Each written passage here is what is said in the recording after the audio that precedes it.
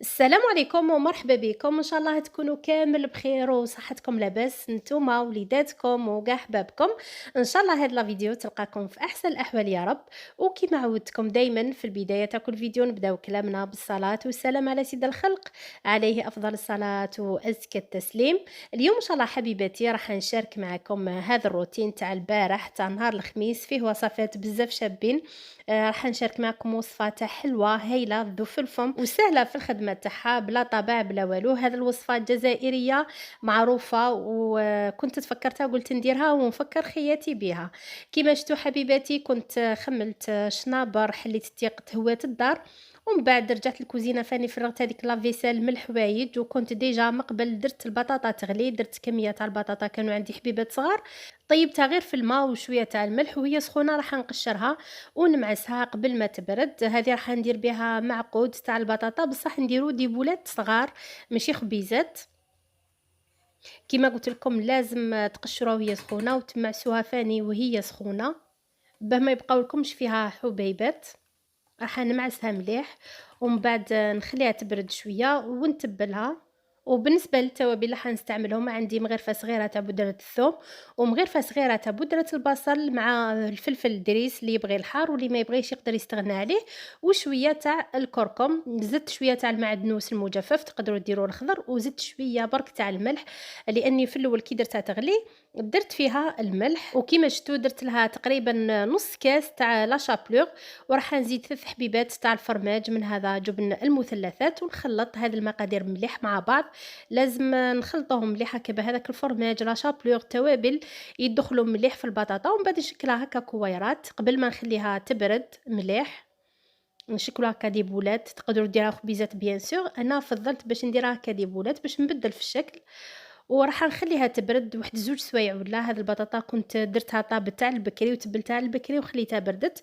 وقت الفطور كانت عندي هكا شويه تاع الشوربه جبدتها سخنتها وقليت معاها هاد المعقوده اللي قلت لكم درتها على شكل ديبولات شكل جديد، يجو بزاف شابين. مام راح نرمدها في لاشابلور، الشكل تاعها يجي هايل وتجي مقرمشه من برا وطريه من الداخل. نكمل الكميه تاع البطاطا اللي عندي نشكلها هكا كويرات ومن بعد دخلتها للفريجيدار خليتها بردت مليح واحد 2 سوايع 3. الا ما كانش عندكم الوقت ديروها في المجمد، لازم تكون بارده مليح لانه البطاطا تاع هذا الوقت راهي جديده باه ما تنحلكمش في المقله، لازم تخلوها تبرد مليح. وبالنسبه للتوابل هذوك اللي كنت درتهم داخل البطاطا كنت كيما شفتوني خليت منهم شويه، درتهم على حبه تاع البيض كيما شفتوا، زدت شويه تاع الملح وراح نزيد شويه تاع الماء ما كثرش بزاف، ونخلط هذاك البيض مليح مع هذوك التوابل. وكيما راكم تشوفوا ديجا راني موجده كميه تاع لا شابلور، وعندي الفارينه اللي راني رايحه نرمد فيها اولا هذوك الكرات تاع البطاطا اللي قلت لكم لازم يكونوا باردين. راح نرمدهم مليح في الفارينه ومن بعد نفوتهم في هذاك البيض اللي كنت درت له التوابل، ومن بعد نزيد نقطرهم مليح من البيض ونديرهم في لاشابلور نرمدهم. وفي هذا الوقت راني موجده هكا واحد الكاسرونه راني دايره فيها شويه تاع الزيت تسخن. الحبات اللي نكملهم قد هذيك الكاسرونه راح نديرهم يتقلاو على نار اللي تكون شويه قويه هكا باش يتحمروا لي بالخف من برا، لانه البطاطا راهي طايبه كلش راهو طايب ماهيش حتحتاج وقت كبير في الطياب تاعها.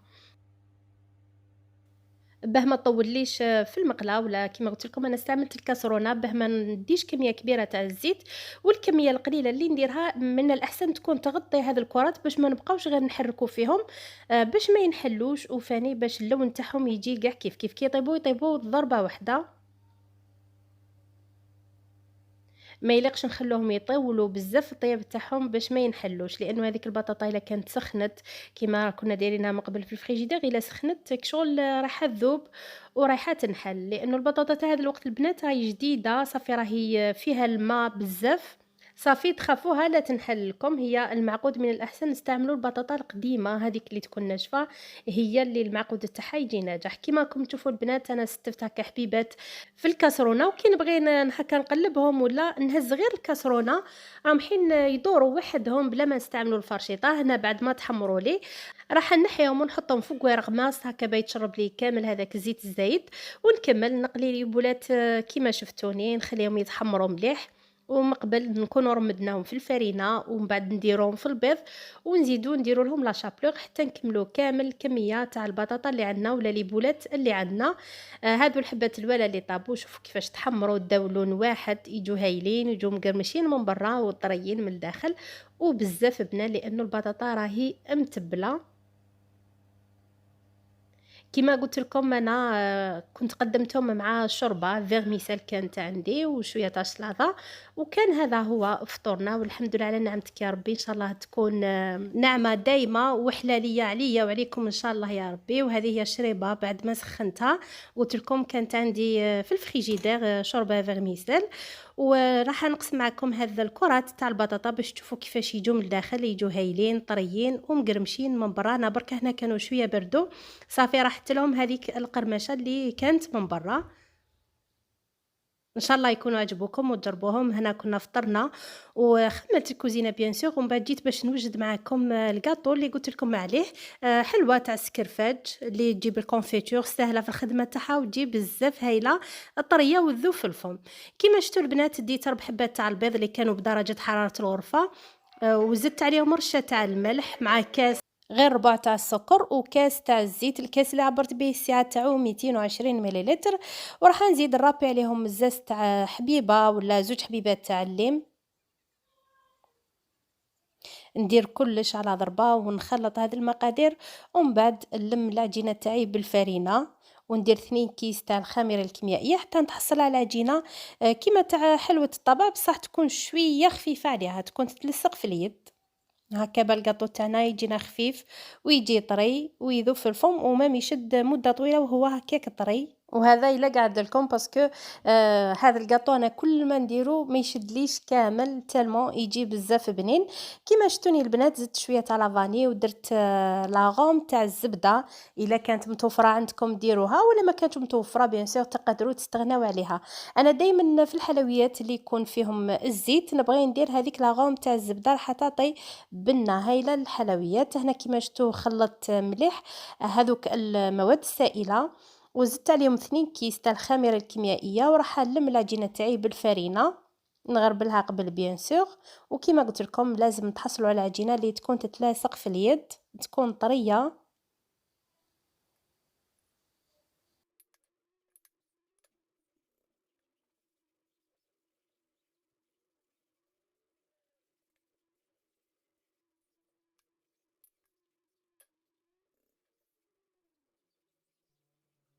هذه هي لاباط اللي تحصلت عليها شوفوا كيفاش تكون في القوام تاعها.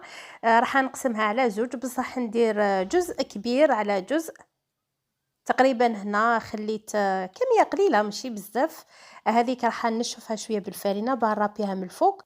والعجينه القويه كنت درتها في السنيوه اللي كنت دهنتها بشويه تاع الزيت راح نخبزها مليح غير هكا بيدي لانه العجينه طريه راح تمشي لكم بسهوله في داخل السنيوه.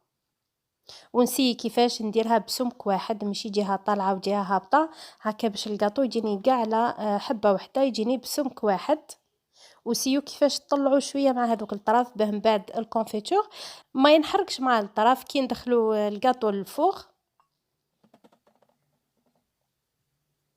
نخليها على ناحيه ومن بعد نعاود نرجع لهذيك الكميه القليله تاع العجين اللي كنت خليتها زدت لها شويه تاع الفرينه وراح نشفها مليح هكا باش نقدر نربيها وتهبط لي بسهوله ومام راح تعطي طبقه مقرمشه من الفوق. هذه هي شوفوا كيفاش تكون ماهيش تلصق في اليد وماهيش يابسه بزاف بزاف.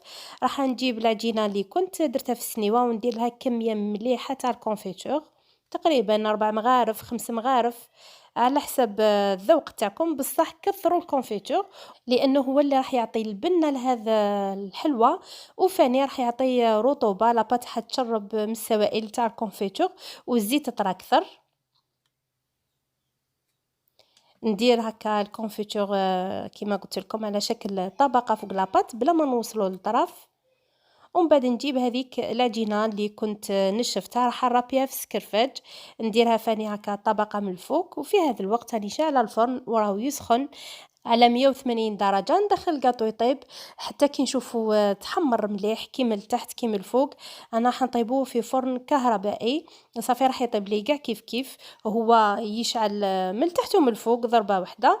المهم حبيباتي نتوما كل وحدة والفرن تاعها، إلا ما كانش عندك فرن اللي يشعل من التحت ومن الفوق ضربة واحدة، كي تشوفيه بدا يحمر مع الطرف شعليلو من الفوق وردوا البال، لأنه الريزيستانس بالخف يحمر الحاجة هاكا باش ما نحرقلكمش، لازم تعسوه. هنا بعد ما طاب شوفوا كيفاش تحمر، انا نبغيه يدي هكا لون وردي من الفوق، ما نبغيش يكون ابيض. خليته برد شويه ودوك راني نقطع فيه بالموس اللي يكون تاع المنشار هكا باش يقطع لي الكاطو بلا ما يخسر ليه هذوك المربعات. هنا تبغوا تقطعوه مربعات ولا معينات على حسب الذوق تاعكم، انا نفضل باش نديرو هكا مربعات باش ما يبقاوليش لي شوت. قطو ساهل وهايل وما يشدش اليد هكا في الخدمه تاعو، كيما شفتوا تديروا لاباط ضربه واحده في السنيوه وديروه يطيب ومن بعد تقطعوه يقطع كميه لاباس بها كيما راكم تشوفوا.